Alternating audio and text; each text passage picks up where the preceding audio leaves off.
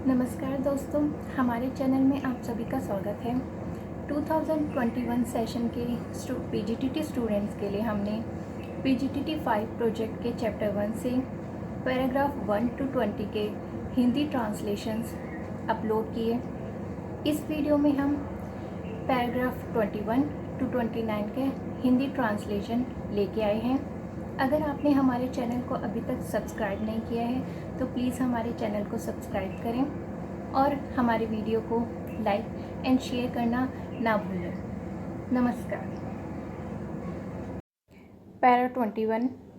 एक बार गांधी जी से एक आदर्श गांव की उनकी संकल्पना के बारे में पूछा गया।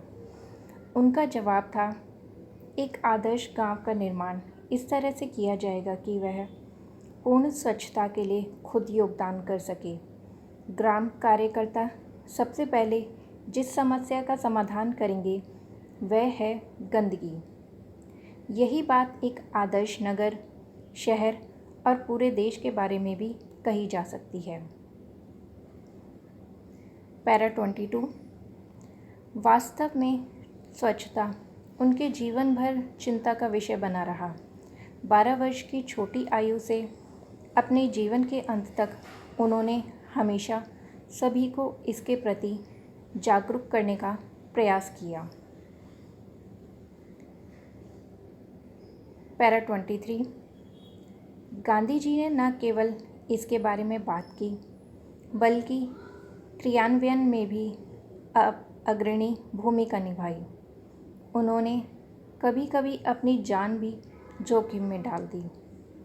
कम से कम 2 मौक़ों पर, एक बार दक्षिण अफ्रीका में और दूसरे राजकोट में, प्लेग के समय वह घर घर सफाई अभियान पर गए। यह उनके प्रसिद्ध होने से बहुत पहले था, अर्थात उन्होंने इसे दृढ़ विश्वास से किया जो जीवन भर उनके साथ रहा। पैरा 24। वास्तव में गांधी जी के सिद्धांतों में यही मूल तत्व था, प्रत्यक्ष रूप से और बिना किसी डर या पक्षपात के लोगों की सेवा करना। दक्षिण अफ्रीका में उनके पूरे 20 वर्ष परेशान भारतीयों की हर प्रकार की सेवा में व्यतीत हुए। साथ ही उन्होंने सफाई अभियान भी जारी रखा। उनके दोस्त उन्हें महान मेहतर कहकर बुलाते थे। पैरा 25। राजनीतिक अभियानों में भी उन्होंने स्वच्छता को महत्वपूर्ण स्थान दिया। 1901 में जब वह भारतीय राष्ट्रीय कांग्रेस की सभा से दक्षिण अफ्रीका में भारतीयों के संघर्ष को समर्थन देने के लिए अनुरोध करने के लिए कलकत्ता गए, उन्होंने शौचालय की सफाई का जिम्मा अपने ऊपर लिया और कांग्रेस कार्यकर्ताओं से ऐसा करने का आग्रह किया। बाद में जब वे उसी कांग्रेस के नेता बने तो उन्होंने प्रसिद्ध रूप से कहा, स्वच्छता राजनीतिक स्वतंत्रता से अधिक महत्वपूर्ण है। पैरा 26। इस कथन में एक गुप्त ज्ञान था। यदि कोई समाज स्वच्छता की उन्नत व्यवस्था में रहना सीखता है तो वह स्वचालित रूप से कई अन्य गुणों को प्राप्त कर लेगा जो उसे खराब शैली में जीने से मना करने में मदद करेंगे। पैरा 27।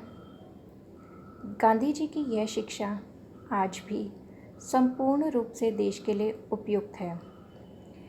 यदि हम पूर्ण स्वच्छता में रहना सीखें, बिना परिस्थितियां निर्धारित किए व्यक्तिगत रूप से नेतृत्व करें तो कई सामाजिक बुराइयां भी दूर हो सकती हैं।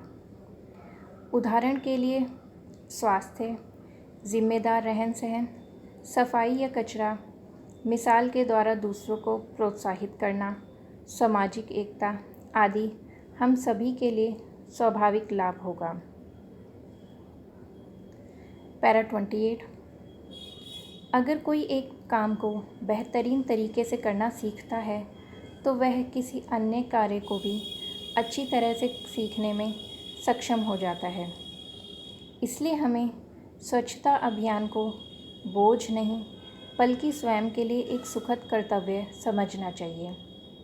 इससे हमें उतना ही फ़ायदा होगा जितना कि पूरे समाज को। पैरा 29।